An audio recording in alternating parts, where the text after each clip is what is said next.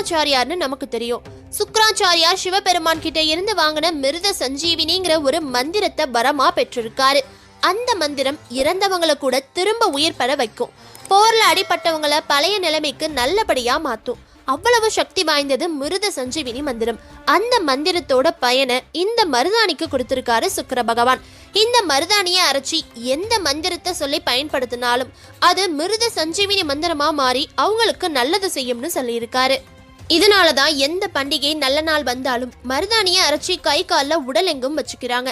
இந்த மருதாணி வச்சு 6 நாளைக்கு மட்டும் நல்ல கலரா தெரியும். 6 நாளைக்கு அப்புறம் கலர் மங்க ஆரம்பிக்கும். இதுக்கு என்ன அர்த்தம் அப்படின்னா 6 நாளைக்கு எந்த கெட்டதும் நடக்காது, யமதர்மன் எந்த உயிரையும் பறிக்க மாட்டார்னு ஒரு நம்பிக்கை இருக்கு. மருதாணி விதைகளை சாம்பிராணியோட கலந்து தூபம் போட்டா யம தூதர்களும் மற்ற தீய சக்திகளும் அந்த வீட்டு பக்கமே நெருங்க மாட்டாங்க. மருதாணி பூவை பறிச்சு காய வச்சு தலையணிக்கு அடியில